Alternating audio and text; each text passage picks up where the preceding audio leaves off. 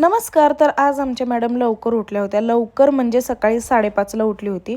मग तिला फ्रेश वगैरे केलं आणि जिमला घेऊन गेले. अनदर ती जिमला गेल्यानंतरच उठते.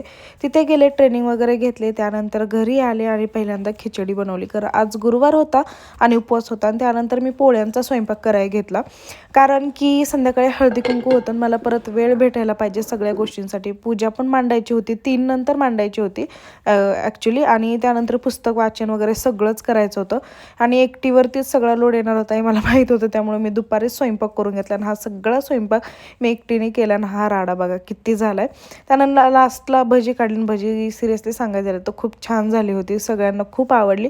आणि त्यानंतर हळदी कुंकवासाठी मी रेडी झाले. साडी घालायला मला वेळच भेटला नाही आणि अमरला पण आज घरीच ठेवलं होतं कारण जिचा खूप त्रास देत होती. त्यानंतर आरती वगैरे झाली